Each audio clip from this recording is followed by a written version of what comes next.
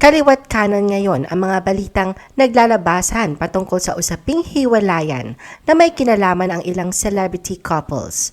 Isa nga sa dumagdag sa listahan at sentro ng talakayan ngayon ng mga netizens sa social media ang di umano'y naghiwalay na rin ng landas na kapuso stars na sina Kylene Alcantara at Mavi Legaspi. Hiwalay na ba sila? The Philippine Showbiz List presents Hiwalay na ba sina Mavi Legaspi at Kylene Alcantara? Kylene's cryptic post. Nagsimulang umugong ang balitang break na ang dalawa matapos mapansin ng mapanuring mata ng netizens ang mga binahagi makahulugang social media post ni Kylene na para bang may pinagdadaanan itong problema. Sa kanyang TikTok account na rin ang pag-repost niya ng mga quotes na tila ba pahiwatig sa kasalukuyang estado ng kanyang relasyon. Isa nga rito ay may pagkikwestiyon patungkol sa kanyang kahalagahan na tila ba nababaliwala na ng sinisinta. Mababasa rito, "He makes me cry, he makes me sad, he makes me question about my worth, he loves and cares for me, but sometimes he makes me think otherwise. He makes me run to God crying about him. He makes me cry myself to sleep, I have to beg for bare minimum." May nirepost din siyang quotes kung saan sinasabi rito na ang pinakamasakit na bagay ay ang mawala sa sarili sa proseso ng sobrang pagmamahal sa isang tao at makalimutan na ikaw rin ay espesyal.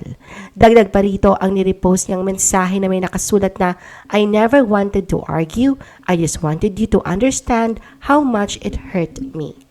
Hindi din maiwasang bigyan ng ibang kahulugan ang binahaging quotes ni Kylene patungkol sa nangyayaring gustong-gustong mabago at unti-unting paghilom sa sakit na dulot nito. Bahagi ng mensahe, "You deserve the freedom to embrace the present and the future with a lighter heart. Be kind to yourself and allow the process of healing unfold. You are stronger than you know and brighter days are ahead." Noong November 21 naman ay binahagi ni Kylene sa kanyang Instagram ang quote na, "Thick skin, clear boundaries, airplane mode, close friends, self-care, strong focus, self-appreciation." Lalo pang lumakas at nakadagdag sa hinalang on the rocks nga ang relasyon nila ni Mavi dahil sa Twitter post niya noong November 24 na, "I knew it." Sa kanyang TikTok ay binahagi din ni Kylene ang parehong mensahe na sinulatan niya ng, "Iba ka TikTok, I knew it." Bagamat walang pinatutungkulan, malakas ang kutob ng kanyang mga taga-subaybay na may kinalaman nga ito sa relationship nila ng nobyo. Hindi rin nakaligtas ang pag-unfollow di umano ni Kylene sa TikTok account ni Mavi. Dahil dito may mga netizens ang nagkomento at sinabihan si Kylene na magpakatatag sa anumang kinakaharap ngayon na pagsubok at tandaan ito na siya ay more than worth it. May isang netizen din ang humirit at sinabi na kahit kailan ay hindi nagkakamali ang instinct ng mga babae, na tila ba ang tinutukoy nito ay tungkol sa "I knew it" post ni Kylene na isang bagay na matagal na niyang alam na nakumpirma din kinalaunan.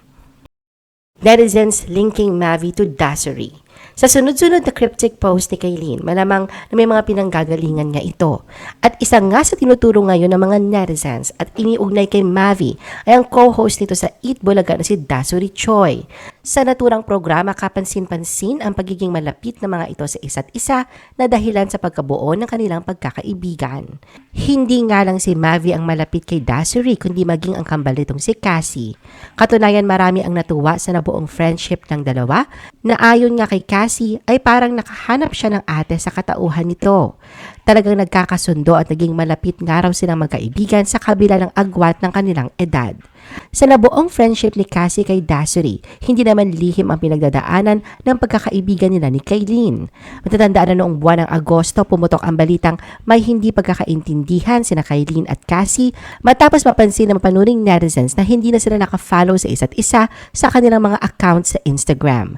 Marami ang nagtaka sa unfollow-han nilang ito, lalo na't alam ng marami na close sila noon dahil paminsan-minsan ay magkakasama sila sa mga lakad ng pamilyang Legaspi at may double date pa. At sa isang MediaCon sa kinatatampukang pelikula noong October 26, natanong si Cassie tungkol sa pag-unfollow nila sa isa't isa ni Kylene. Pansin ang biglaang pananahimik nito at pag-iling sa katabi niyang si Darren Espanto. Halata ring ayaw nitong pag-usapan ni Cassie, kaya naman si Darren ang sumagot kung saan simpleng sinabi nito na may mga bagay na hindi na kailangan pang pag-usapan pa. Dagdag pa niya na mag-move forward na sa nangyari sa nakaraan. Hindi pa man natatapos ni Darren ang kanyang sinasabi ay mabilis na itong sinundan ni Cassie na lahat naman tayo chill at nagpahiwatig na past is past. Nang matanong naman si Cassie kung paano niya maisasalarawan at kung kumusta na ang estado ng relasyon nila ngayon ni Kaylin, tipid niyang sagot, I think civil po.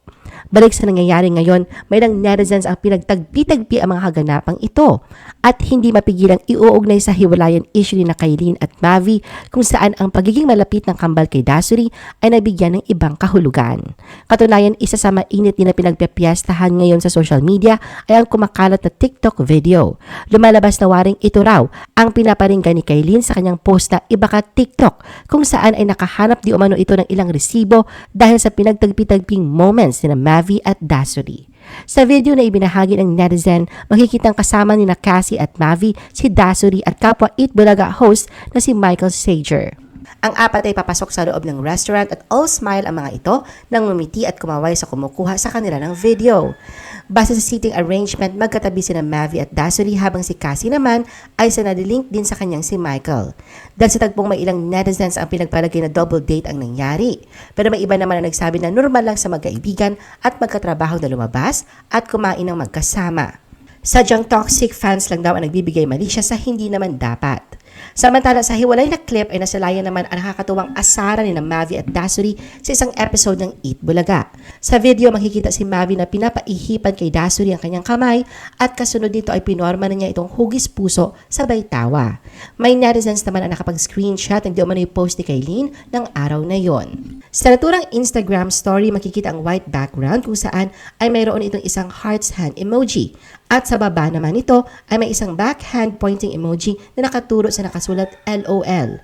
Hindi na nga kailangan pang bigyan ito ng paliwanag dahil ayon sa netizens, malinaw na ang tinutukoy ni Kaylin ay ang ginawang aksyon ni Mavi kay Dasuri na tila ba pinagtatawanan lang niya. Zoren and Carmina remind kids on having genuine friends. Kasabay ng pag-iintriga sa tunay na estado ng relasyon ni na Mavi at Kaylin, hindi naman nakatakas sa mag-asawang Carmina at Zoren na madamay sa isyung ito. Katunayan sa pinakabagong Instagram post ni Zoren ay binahagi niya ang video kung saan nakikita rito ang kanyang kambal sa isang restaurant kasama ang iba pang Eat Bulaga hosts na Dasuri, Ara San Agustin at Winwin Marquez. Nilapatan niya ito ng background song tungkol sa pagkakaibigan na What Our Friends Are For. Samantala, naging palaisipan naman sa netizens ang mensaheng nilagay rito ni Zoren na tila ba pasaring at mas may malalim pang issue. Saad niya, keep smiling guys at Cassie at Mavi Legaspi, it's good to have genuine friends. Pinasalamatan din niya si Winwin sa pa-dinner na sinamahan niya pa ng hashtag na Real Friends Genuine. Sa comment section, nag-iwan din ng mensahe si Carmina at kapansin-pansin ang pagdidiin din nito sa tunay na kahalagahan ng pagkakaibigan. Komento niya, maraming salamat sa mga tunay na nagmamahal sa mga anak namin. Mahal din namin kayo. At Cassie at Mavi Legaspi, enjoy lang kayo. Love you guys. Family is love at Zoren Legaspi. Bagamat walang direktang tinukoy kung kanino pinagtutungkulan na mag-asawa ang kanilang mensahe, pinagpalagay ng ibang netizens na ito ay para sa tunay na mga kaibigan at nagmamahal sa kanilang kambal sa kabila ng mga isyung nakapalibot sa mga ito.